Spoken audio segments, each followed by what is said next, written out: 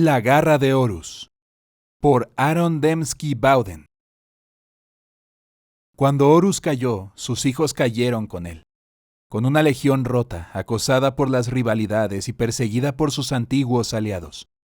Los antiguos lobos lunares se han dispersado a través del reino torturado del Ojo del Terror, y nada se ha oído de Abaddon, el más grande de los seguidores del Señor de la Guerra, desde hace muchos años.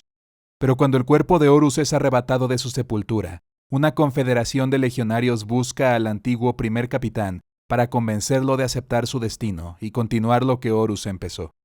2 minutos para la medianoche. Antes del comienzo hubo un fin. Mientras expreso estas palabras, una pluma garabateaba lentamente en el pergamino, registrando fielmente todo lo que digo. El débil sonido de la escritura era casi agradable. Qué extraño que mi escribano utilizase tinta, pluma y pergamino. No sé su verdadero nombre, o incluso si ahora posee alguno. He preguntado varias veces, pero la pluma garabateando es mi única respuesta. Tal vez no tiene nada más que un código de serie. Eso no sería raro. Te llamaré Thoth, le digo. No ofrece respuesta a esta cortesía. Le informo que era el nombre de un antiguo y renombrado escriba de Próspero. No contesta. Imaginen mi decepción. No sé cuál es su aspecto, mis anfitriones. Como las almas graciosas y compasivas que son, me han cegado, encadenado a una pared de piedra e invitado a que confiese mis pecados. Soy reticente a llamarlos mis captores, cuando caminé desarmado entre ellos y me rendí sin violencia. Anfitriones me parece un término más justo. En la primera noche mis anfitriones tomaron mi poder y sexto sentido, dejándome ciego e indefenso en la oscuridad. De modo que no sé cómo es mi escriba, pero puedo adivinarlo. Es un servidor, sin duda, como millones de otros. Escucho su corazón, tan desapasionado como el tic-tac majestuoso del calibrador de un músico. Sus articulaciones cibernéticas zumban y hacen clic cuando se mueve, y su respiración es un verso de suspiros medidos a través de una holgada boca. Nunca lo escucho parpadear. Probablemente sus ojos han sido reemplazados con augméticos. Comenzar una crónica como esta requiere honestidad, y estas son las únicas palabras que se sienten verdaderas. Antes del comienzo hubo un fin. Así es como murieron los hijos de Horus. Así es como se alzó la Legión Negra. La historia de la Legión Negra empieza con el asalto a la ciudad Cántico. Ahí fue donde todo cambió, donde los hijos de varias legiones fueron juntos a la batalla contra una blasfemia que no podíamos permitir. Era la última vez en la que íbamos a la guerra en los colores de nuestras antiguas legiones. Pero este relato requiere contexto. Hay una época en los anales de la historia imperial que ha sufrido como todos los recuerdos deben sufrir en el tiempo, con sus detalles torcidos en una burla de la memoria. Fue una era de relativa paz y prosperidad, cuando los fuegos de la herejía de Horus se habían convertido en ceniza, y el imperio de la humanidad gobernaba sobre la galaxia con un dominio indisputado. Los pocos archivos que sobrevivieron para registrar con detalle esta edad de oro se escuchan ahora de nuevo en susurros reverentes, mientras los cronómetros se acercan a la medianoche en este último milenio oscuro. Imagínate ese dominio si puedes. Un imperio a través de las estrellas, unido e invencible, con sus enemigos destruidos, sus traidores purgados. Cualquier alma que se opone al culto al divino emperador sufre el castigo definitivo, perdiendo la vida por el pecado de decir una blasfemia. Cualquier raza senos en el espacio imperial es perseguida y asesinada impunemente y sin piedad. La humanidad tenía una fuerza que le falta ahora. El verdadero declive del dominio interestelar del emperador aún no había comenzado. Aún así, permanecía un tumor. El imperio no había destruido a sus enemigos, no del todo. Simplemente los había olvidado. Nos había olvidado. La paz, por primera vez en la larga historia de la humanidad, ha sido construida por la orgullosa ignorancia que sigue a la más amarga victoria. De hecho, unas meras generaciones después de que ardiese la galaxia, la herejía y la purga que siguió estaban cayendo en la leyenda. Los altos señores de Terra, los dignatarios que gobiernan en el nombre de su ascendido emperador, nos creen desaparecidos. Nos creen arruinados o muertos, en nuestro vergonzoso exilio. Entre ellos, sembraron historias de nuestro destino a un inframundo, viviendo en un tormento eterno dentro del gran ojo. Después de todo, ¿qué mortal podría sobrevivir dentro de la mayor tormenta de disformidad jamás desatada a través de la realidad? Un vórtice de aniquilación en el corazón de la galaxia constituía un método conveniente de ejecución. un foso en el que este nuevo imperio podía arrojar a sus traidores. En aquellos primeros días la fortaleza en la que se convertiría el mundo en guerra de Cadia era un descuidado puesto avanzado de roca fría y complacencia. No hacía falta una gran flota de combate para patrullar su dominio en el vacío, y su población se salvaba del destino que sufre ahora, cuando sus gobernadores militantes alimentan con la población a la trituradora de carne de la Guardia Imperial, que traga niños y escupe soldados destinados a morir. La Cadia de esa edad perdida no necesitaba nada, porque apenas estaba amenazada. El imperio era fuerte porque sus enemigos ya no alzaban espadas para derrocar a su falso emperador. Teníamos otras guerras que luchar, combatíamos entre nosotros. Estas eran las guerras legionarias desatadas a través del ojo con una furia que se burlaba de la herejía de Horus. Olvidábamos el imperio tanto como el imperio nos olvidaba a nosotros, aunque con el tiempo nuestras batallas comenzaron a derramarse en el espacio real. El infierno no podía contener los rencores que nos horadaban. He prometido revelar todo, y soy un hombre de palabra, sin importar los pecados que mis carceleros creen que manchan mi alma. A cambio me han prometido toda la tinta y el pergamino necesario para documentar mis palabras. Me han crucificado sabiendo que no me matará. Me han robado la magia de mi sangre y han arrancado los ojos de sus órbitas. Pero no necesito ojos para dictar esta crónica. Todo lo que necesito es paciencia y un poco de holgura en mis cadenas. El relato de la Legión Negra es la historia de las almas perdidas que se reunieron en el nombre de Abaddon, formando nuevos lazos de hermandad. Y el ascenso de la Legión Negra de las cenizas es, en primer lugar, la historia de la búsqueda del que llamaríamos Señor de la Guerra. Aquí encomiendo al pergamino el primer capítulo de una historia que dura 10.000 años, con momentos de pérdida, triunfo, ruina y vindicación. Las listas de muertos señalan los nombres de algunos de mis hermanos y hermanas más cercanos, con sus vidas sacrificadas en esta guerra sagrada. Sueño con ellos ahora, cuando antes soñaba con lobos. Recae sobre mí contar esta historia. Así sea. Soy Iskandar Kaion, nacido en Próspero, en el gótico vulgar de la región de los Urales en Terra. Dirían Iskandar como Sekandur y Kaion como Cain. Los 1000 hijos me conocen como Kaion el Negro por mis pecados contra nuestra estirpe. Las fuerzas de mi señor de la guerra me llaman el Romperreyes, el mago que puso a Magnus el Rojo de rodillas. Soy el líder de guerra del Kasheran, un señor del Esecarion y un hermano de Eseca el Abaddon. Derramé sangre con él en el alba de la larga guerra, cuando los primeros de nosotros nos alzamos acorazados en negro bajo el naciente sol rojo. Cada palabra de estas páginas es verdad. Reforjados de la vergüenza y la sombra, renacidos en negro y oro. Primera parte. Demonios y polvo. Capítulo 1. El hechicero y la máquina. En los largos años antes de la batalla de Ciudad Cántico, no conocía ningún miedo porque no tenía nada que perder. Todo lo que había atesorado era el polvo a merced de los vientos de la historia. Toda la verdad por la que había peleado no era ahora más que una filosofía ociosa, hablada por exiliados, susurrada a los fantasmas. Nada de esto me enojaba, ni era víctima de una especial melancolía. Había aprendido a lo largo de los siglos que solo un tonto trataba de luchar contra el destino. Todo lo que quedaba eran las pesadillas.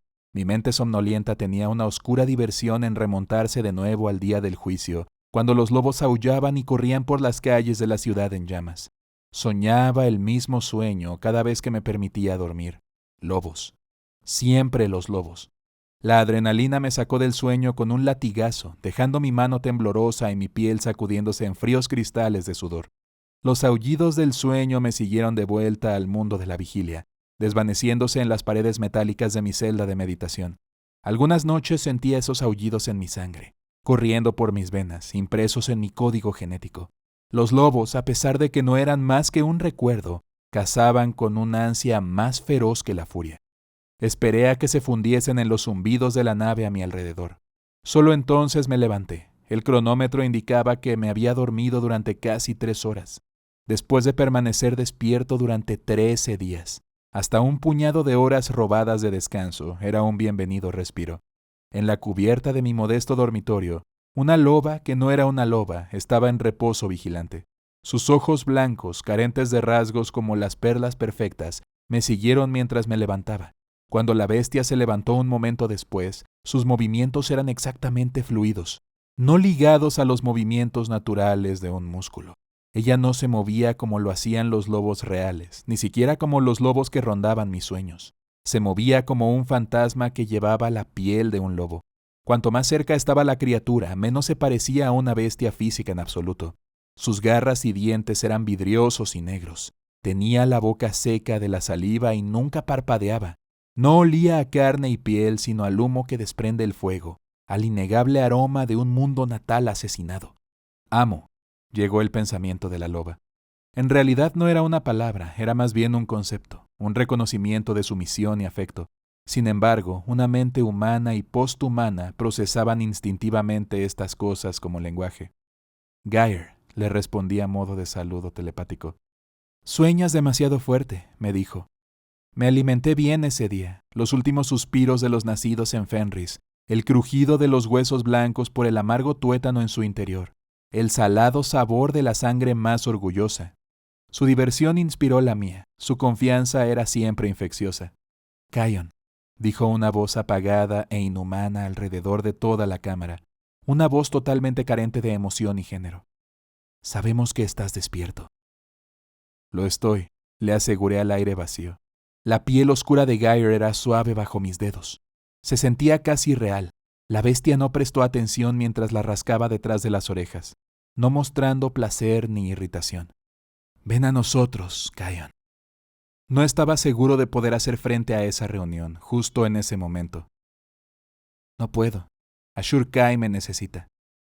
Estamos registrando significantes tonales que sugieren el engaño en tu respuesta, Kion.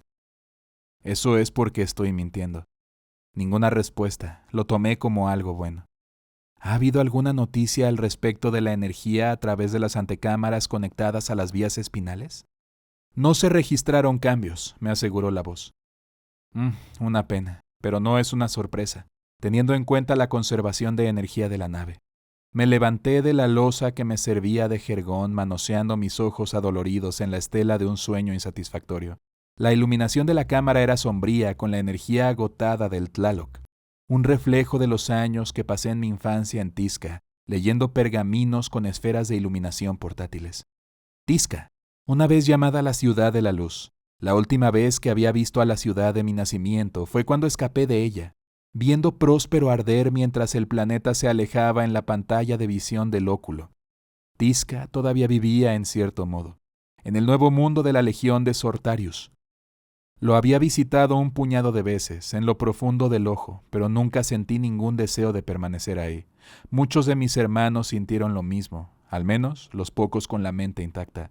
En aquellos días sin gloria, los 1000 hijos eran una hermandad dividida en el mejor caso, y en el peor, se habían olvidado de lo que significaba ser hermanos en absoluto.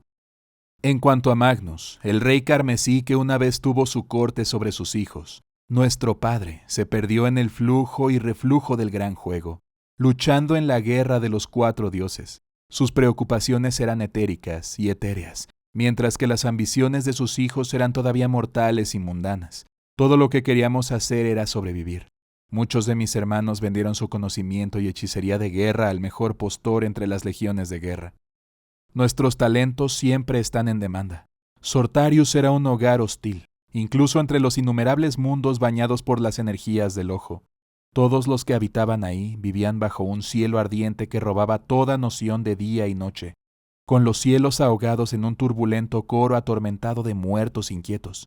Yo había visto Saturno en el mismo sistema planetario de Terra, y el planeta Kelmacer, que olvidaba el sol blanco Clovo. Ambos planetas estaban aureolados con anillos de roca y hielo, destacándose entre sus hermanos celestes. Sortarius tenía un anillo similar, espectralmente blanco contra el violeta tumultuoso del espacio del ojo. No estaba formado de hielo o roca, sino de almas gritando. El mundo del exilio de los 1000 hijos estaba literalmente coronado por los espíritus aullantes de los que habían muerto por el engaño. Era hermoso a su propia manera. «Ven con nosotros», dijo la voz mecánica desde los altavoces montados en la pared. ¿Estaba imaginando el tenue hilo de una súplica en el tono muerto? Me ponía nervioso, aunque no podía decir por qué. Preferiría no hacerlo, respondí. Me acerqué a la puerta y no necesité decirle a Gair que me siguiera. La loba negra caminó tras de mí, observando con los ojos blancos, con las garras de obsidiana toqueteando y arañando la puerta. A veces, si miraba el momento adecuado, la sombra de Geyer contra la pared era algo alto, con cuernos y alas. Otras veces, mi loba no proyectaba ninguna sombra en absoluto. 2 guardianes estaban de guardia frente a mi puerta. Ambos vestían en ceramita de cobalto con bordes de bronce, con sus yelmos marcados por altas crestas que eltaran. Un recuerdo de la historia de Próspero y de los antiguos imperios Azteca y Egipto de la vieja Terra. Ambos volvieron a la cabeza hacia mí, justo como esperaba. Uno de ellos incluso asintió en un lento saludo, solemne como cualquier gárgola de un templo. En el pasado, esta muestra de vida me habría burlado con la amenaza de las falsas esperanzas, pero ahora estaba más allá de tales ilusiones. Mi estirpe se había ido hace mucho, asesinada por la arrogancia de Ahriman. Estos Rúbricae, estas cáscaras de ceniza no muerta, se alzaban en su lugar. Mekari Jedor. Lo saludé por su nombre, tan fútil como era. Kion. Mekari logró proyectar el nombre, pero era obediencia fría y simple, no un verdadero reconocimiento. Polvo, envió Jedor. Él había sido el que había sentido. Todo es polvo. Hermanos, les respondí a los Rúbricae. Contemplarlos con la mirada penetrante de la segunda vista era desesperante, porque veía la vida y la muerte en las cáscaras de ceramita en las que se habían convertido. Llegué a ellos, no físicamente, sino con una presión vacilante de la conciencia psíquica. Fue el mismo esfuerzo sutil que se podría hacer para escuchar una voz lejana en una noche silenciosa. Sentí la cercanía de sus almas, que no era diferente de cuando habían caminado entre los vivos, pero dentro de su armadura no había nada más que cenizas. Dentro de sus mentes había niebla en lugar de memoria. Desde Jedor sentí la más escasa pizca de recuerdo, un destello de llama blanca eclipsando todo lo demás que no duró más que un momento. Así era como había muerto Jedor, como había muerto toda la legión, en el fuego extasiado. Aunque la mente de Mekari ofrecía a veces el mismo pulso insignificante de recuerdo, no sentí nada entonces. Este Rúbricae me observaba con una mirada impasible. Inmóvil desde el visor en forma de T en su yelmo, agarrando su Volter en una majestuosa custodia. En más de una ocasión había tratado de explicar la contradicción de estar vivos y muertos a Nefertari, pero las palabras correctas siempre me habían fallado. La última vez que habíamos hablado de esto, había terminado particularmente mal. Ellos están y no están, le había dicho a ella. Cáscaras, sombras. No puedo explicárselo a alguien sin la segunda vista. Es como tratar de describir la música a alguien que nació sordo. En ese momento, Nefertari había arañado con su guante, con garras, el casco de Mekari, con sus uñas de cristal raspando sobre una lente ocular roja. Su piel era más blanca que la leche, más pálida que el mármol, lo bastante traslúcida para mostrar tenues telarañas debajo de la piel de sus mejillas angulosas. Ella misma parecía medio muerta. «Explícalo», respondió ella con una seca sonrisa alienígena. Diciendo que la música es el sonido de la emoción, expresado a través del arte, del músico a la audiencia. Yo había asentido a su elegante réplica, pero no dije nada más. Los detalles de la maldición de mis hermanos no eran algo que me gustara compartir. Incluso con ella, sobre todo porque he compartido la culpa de su destino. Yo fui el que había tratado de detener la última tirada de dados de Ahriman. Yo era el que había fallado. El latido familiar de la irritación manchada de culpabilidad me llevó de vuelta al presente. Geyer gruñó a mi lado. «Síganme», ordené a los 2 Rúbricae. La orden sacudió con energía el filamento psíquico que nos unía a los 3, y el vínculo vibró con su reconocimiento. Los pasos de Mekari y Jedor resonaron en la cubierta mientras caminaban detrás de mí. En la larga avenida que conducía al puente, otro altavoz crepitó a la vida. «Ven a nosotros», dijo. Otra súplica atona se aventuró profundamente en los pasillos fríos de la nave. Miré directamente a uno de los receptores auditivos de bronce que salpicaban las paredes con arcos del corredor principal. Estaba forjado con la forma de una máscara de entierro andrógina, sonriendo. «¿Por qué?», pregunté. La confesión fue susurrada por los altavoces de toda la nave. Solo otra voz entre las canciones de los fantasmas. «Porque estamos solos», respondió. La vida a bordo del Tlaloc era contraste y contradicción, al igual que en todas las naves imperiales arrojadas a las orillas del infierno. Reinos de estabilidad y corrientes atormentadas existían a lo largo del Gran Ojo, y las naves que navegaban en este espacio finalmente se establecían en estados similares de flujo poco frecuente. Es un reino donde el pensamiento se convierte en realidad. Si uno tiene la fuerza de voluntad necesaria para traer algo de la nada de la disformidad, si un mortal anhela algo, la disformidad lo proporciona a menudo, aunque rara vez sin un coste inesperado. Una vez que las almas débiles se suicidaron con su incapacidad para controlar su díscola imaginación, la estructura entre la tripulación comenzó a levantarse de los desordenados escombros. Dentro de las alas abovedadas del Tlaloc, la sociedad pronto se reformó alrededor de una meritocracia opresiva. Los que eran más útiles se elevaron por encima de los que no lo eran. Era así de simple. Muchos de nuestros tripulantes eran humanos, tomados como esclavos en incursiones durante las guerras legionarias. Debajo de ellos estaban los servidores, y por encima de ellos estaban los mutantes bestiales cosechados de la reserva genética de Sortarius. El bramido de sus batallas rituales se hacía eco por los pasillos noche tras noche, cuando combatían en las cubiertas inferiores, que apestaban a sudor animal y a piel de bestias. Le tomó casi 2 horas llegar a la anamnesis, 2 horas de mamparos abriéndose, lentamente en baja potencia. 2 horas de trepidantes plataformas de ascenso y descenso, 2 horas de pasillos oscuros y el sonido de la canción de la disformidad, torturando los huesos de metal de la nave. Entre el sonido de crujidos, infrecuentes temblores recorrían la forma depredadora del Tlaloc, mientras la nave surcaba las mareas más densas del ojo. Afuera, una tormenta arreciaba. Las ocasiones en las que necesitábamos reactivar el campo Geller dentro del ojo eran raras, pero esta región era más disformidad que realidad, y un océano de demonios ardía en nuestra estela. No le presté atención a la melodía de la disformidad. Otros entre nuestra partida de guerra proclamaban escuchar voces en las tormentas más duras, las voces de aliados y enemigos, de traidores y traicionados. Nunca oí tal cosa, ninguna voz al menos. Gyre nos seguía, desvaneciéndose ocasionalmente en las sombras por el capricho de cualquier caza tentadora. Mi loba estaba en una extensión de oscuridad y emergía en otra parte desde otra sombra. Cada vez que se fundía en la nada, sentía un escalofrío resonante a través del vínculo invisible que nos unía. En contraste, Mekari y Jedor acechaban detrás en absoluto silencio. Tomé un consuelo solemne en su compañía. Eran una presencia incondicional, aunque no dotados conversadores. A veces me encontraba hablando con ellos como si estuvieran vivos, discutiendo mis planes y respondiendo a su estoico silencio, como si en realidad hubiesen contestado. Me preguntaba lo que mi estirpe que aún respiraba pensaría de mi comportamiento de vuelta en Sortarius, y si alguno de los otros 1000 hijos sobrevivientes eran culpables de la misma indulgencia. Cuanto más profundo nos adentrábamos por la nave, se parecía menos a una fortaleza melancólica y más a un barrio marginal. La maquinaria se volvía más destartalada, y los humanos que la atendían eran cada vez más miserables. Se inclinaron a mi paso, algunos lloraban, otros se dispersaban como las alimañas ante la luz.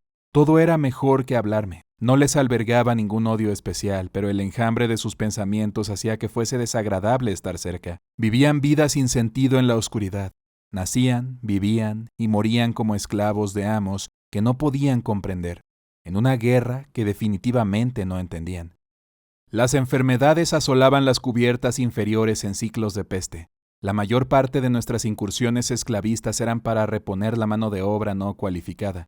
Pero una vez cada varias décadas era necesario atacar a otra legión para reponer las cubiertas de la tripulación en la estela de otro contagio, nacido en el ojo. El ojo del terror era cruel con los frágiles y los débiles de voluntad. Cuando llegué a las grandes cámaras enlazadas del núcleo externo, el erosionado sentido del orden de la anamnesis comenzó a tomar el relevo. Los vastos pasillos estaban poblados por servidores y cultistas con túnicas del dios máquina, tratando la tintineante maquinaria que se alineaba en las paredes y techos y encajados en agujeros cortados en el suelo. Aquí estaba el cerebro del Tlaloc al desnudo, con sus venas formadas por cables compuestos y alambres entrelazados, su carne hecha de decadentes motores de acero negro y oxidados generadores de hierro.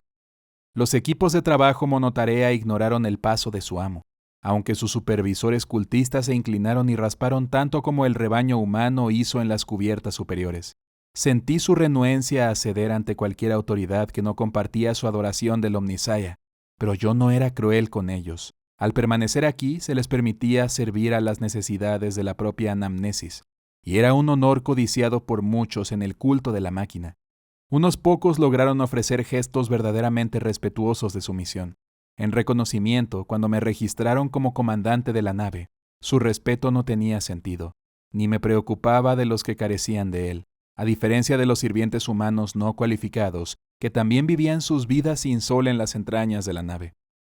Estos sacerdotes tenían deberes más urgentes que postrarse ante un señor que les prestaba poca atención. Les dejé trabajar en paz y ellos me concedieron la misma ignorancia educada.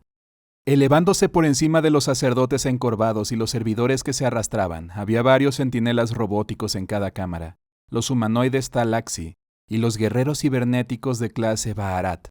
Todos ellos permanecían inmóviles, con las cabezas bajas y las armas colgadas. Al igual que con los servidores, los robots inactivos no hicieron ninguna señal ante nuestro paso desde el núcleo externo al interno. El núcleo interno era una bóveda solitaria escudada tras una serie de mamparos estancos, accesible solo para las almas de más alto rango en la nave. Torretas láser automatizadas rotaron a una vida reacia, deslizándose desde carcasas en la pared sobre chirriantes mecanismos y siguiendo nuestro paso a través de la cubierta del pórtico. Dudaba de que más de la mitad de ellas todavía tuviese poder de fuego, pero fue reconfortante ver que el espíritu máquina que controlaba el Tlaloc todavía mantenía ciertas normas. La puerta de entrada al núcleo interior era casi palaciega en ostentación.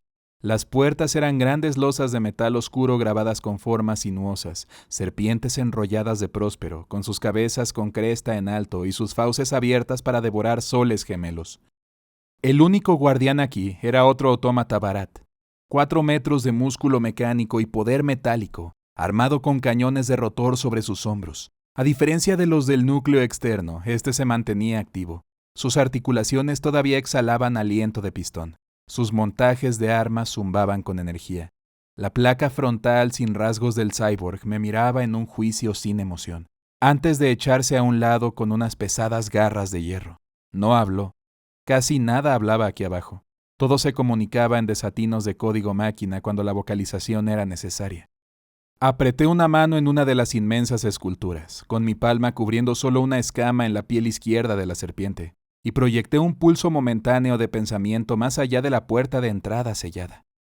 Estoy aquí, con una orquesta discordante de barras de cierre y ruidos de maquinaria. El primero de los 7 mamparos comenzó el arduo proceso de apertura. Un espíritu máquina es la encarnación de la más preciosa de las uniones, la unión literal entre el hombre y el dios máquina.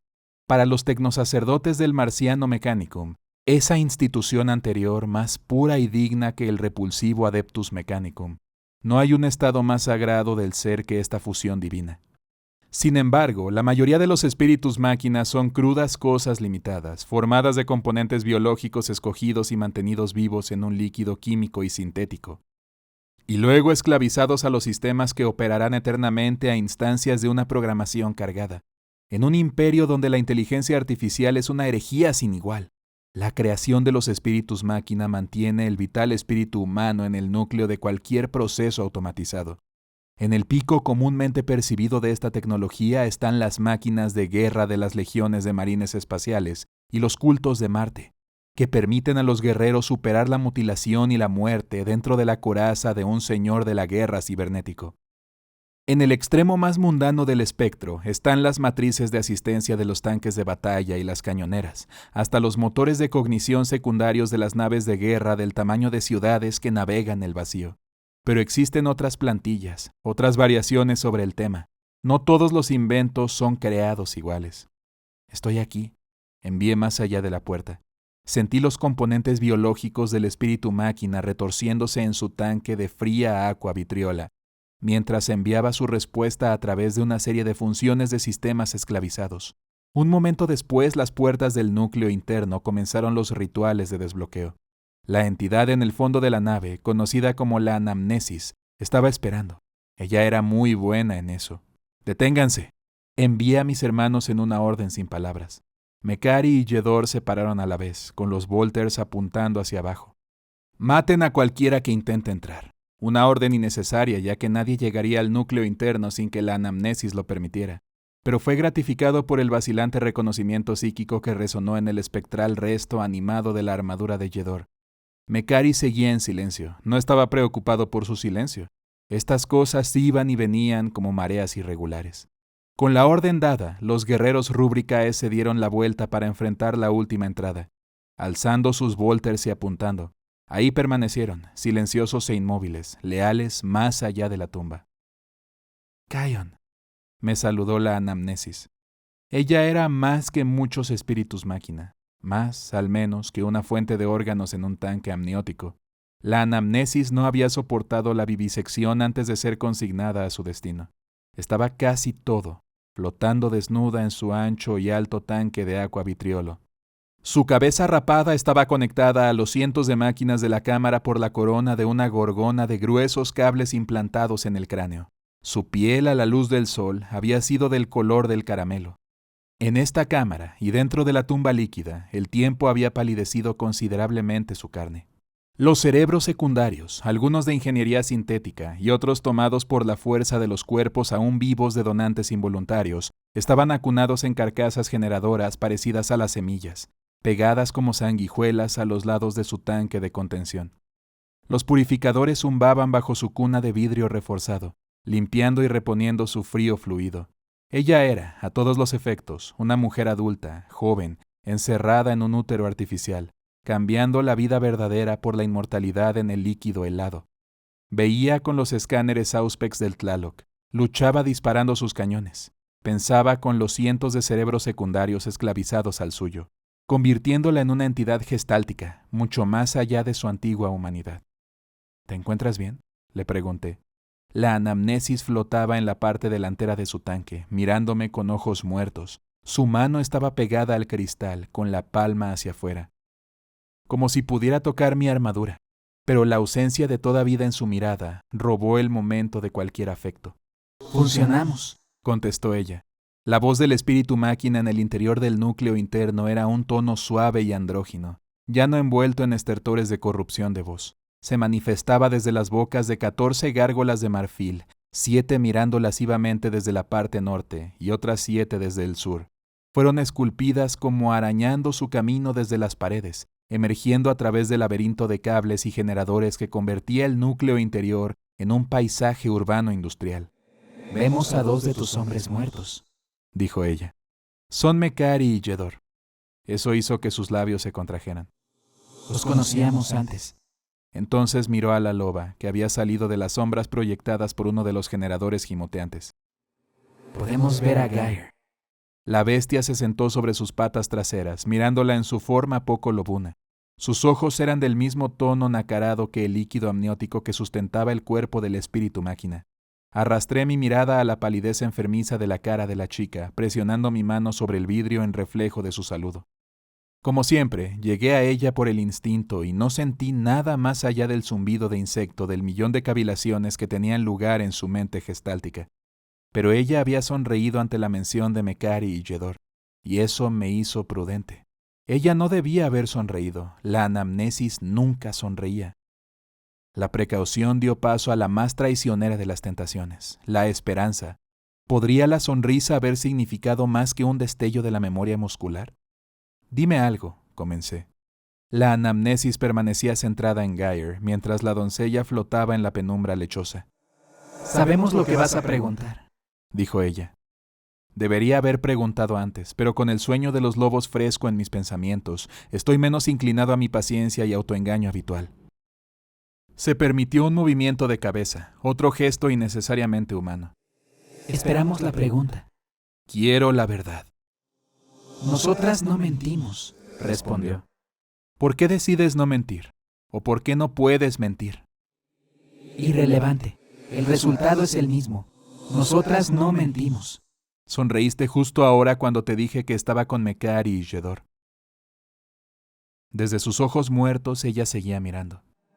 «Una respuesta motora no relacionada de nuestros componentes biológicos. Una torsión de músculos y tendones. Nada más». Mi mano contra el cristal formó un puño lento. «Solo dime si queda algo de ella dentro de ti. Cualquier cosa». Se giró en el líquido, un fantasma en la niebla susurrando desde los altavoces de la cámara. Sus ojos eran los ojos de un tiburón, con la misma falta de alma, torpe y egoísta. Somos la anamnesis, dijo ella por fin. somos uno de muchos. El ella que buscas es simplemente el porcentaje dominante de nuestro conjunto componente biológico. El ella que recuerdas no tiene un papel más importante en nuestra matriz cognitiva que cualquier otra mente. No dije nada, simplemente encontré sus ojos. Registramos las respuestas emotivas de tristeza en tus rasgos, Kayan. Todo está bien. Gracias por la respuesta. Ella eligió esto, Kayan. Se presentó voluntaria para convertirse en la anamnesis. Sí, lo sé. La anamnesis presionó su mano con el cristal de nuevo. Su palma contra mi puño, separados por el denso cristal. ¿Te hemos causado daño emocional? Nunca he sido un buen mentiroso. El talento me ha evitado desde que nací. Incluso así esperaba que la falsa sonrisa la engañase. Exageras mi apego a las cuestiones mortales, respondí. Simplemente tenía curiosidad. Registramos que tu patrón de voz indica una inversión emocional importante en este asunto. Eso hizo mi sonrisa aún más sincera. No podía dejar de preguntarme por qué sus creadores del Mechanicum le dieron la capacidad para analizar esas cosas. No excedas tu mandato, anamnesis. Haz volar la nave y déjame con mis preocupaciones. Obedeceremos. Se giró en el fluido de nuevo. Los cables y alambres conectados a su cabeza rapada se movieron en un mimetismo mecánico del cabello. De alguna manera, parecía casi dubitativa. Repetimos nuestra solicitud de intercambio conversacional, afirmó ella con una cortesía extrañamente femenina. Caminé por la cámara, con mis pisadas silenciadas bajo los gruñidos apagados de los motores de soporte vital del espíritu máquina. ¿De qué te gustaría hablar?, pregunté, rodeando su prisión de cristal. Ella se movió conmigo, siguiendo mis movimientos. Solo deseamos comunicarnos. El asunto es irrelevante. Habla y escucharemos. Cuenta un relato, una anécdota, un informe, una historia. Ya has escuchado todas mis historias. No es así. No todas. Háblanos de Próspero. Cuéntanos cuando la oscuridad llegó a la ciudad de la luz. ¿Tú estabas ahí? Nos dieron testimonio del resultado. No sentimos ninguna inmediatez del momento. Nosotros no estábamos corriendo por las calles con un volter en nuestras manos. Cerré los ojos mientras los aullidos se liberaban de mis sueños y me perseguían incluso aquí, a esta cámara. Al otro lado de la cubierta, Geyer hizo un sonido gutural que parecía una aleación de un gruñido y una risa. No importaba lo mucho que había perdido con la caída de mi mundo de nacimiento. La loba lo recordaba de manera diferente. Como ella era tan aficionada a recordarme, Geyer se había alimentado muy bien ese día. En otra ocasión, tal vez. Reconocemos que el patrón de tu voz... Ya basta, por favor, Itzara. No me importa mi patrón de voz. Ella me observaba como siempre hacía, una paradoja de ojos muertos y concentración desconcertante. Cuando encontré su mirada, vi mi propio reflejo fantasmal en la parte de vidrio de su tanque. Una imagen de túnicas blancas y piel morena. Un niño nacido de un mundo caliente y aumentado con un ingenio arcano genético para convertirse en un arma de guerra. La anamnesis flotó más cerca, apoyando las dos manos contra el cristal ahora. Su boca holgada en la oscuridad. Nada en ella parecía vivo. No te dirijas a nosotras con ese nombre, dijo ella. El ella de ese nombre es ahora uno de los muchos. No somos Itzara, somos la anamnesis. Lo sé. Ya no deseamos tu presencia, Kayon. No tienes autoridad sobre mí, máquina. Ella no contestó. Mientras flotaba en su líquido estancado, ladeó el rostro como si escuchase una voz lejana. Sus dedos se levantaron del cristal, acariciando varios de los cables insertados en su cabeza desnuda. ¿Qué sucede?, pregunté. Se te necesita. Ella me miró a los ojos y por un momento parecía que volvería a sonreír. No se manifestó esa expresión. Su extraña mirada continuaba firme. Escuchamos gritos del alienígena, dijo ella. Grita por tu presencia a través del comunicador. Pero tú estás aquí, sin la armadura, y no contestas. ¿Qué requiere de mí?, pregunté, aunque podría adivinar la respuesta. La alienígena había mostrado una fuerza increíble resistiendo durante tanto tiempo. ¿Tienes sed?, respondió la anamnesis. Una vez más, el parpadeo en los ojos de algo que nunca se convertía en emoción. El límite del malestar, tal vez. O la sombra del disgusto. O, como ella decía, mera memoria muscular. ¿Deseas comunicarte con ella? ¿Y decir qué? No, Cierra el Aerie, enciérrala en su interior. No hubo pausa ni duda. La anamnesis ni siquiera parpadeó. Está hecho. En el silencio que siguió, miré a los pasivos ojos de la anamnesis. Activa mis servidores de armado, por favor. Necesito mi armadura. Está hecho, Contestó ella. Somos conscientes de la utilidad de Nefertari. Por ello te preguntamos si planeas matarla. ¿Qué? No, por supuesto que no. ¿Qué clase de hombre crees que soy? No creemos que seas un hombre en absoluto, Kayan. Creemos que eres un arma con rastros persistentes de humanidad. Ahora ve con tu alienígena, Iskandar Kayan. Ella te necesita.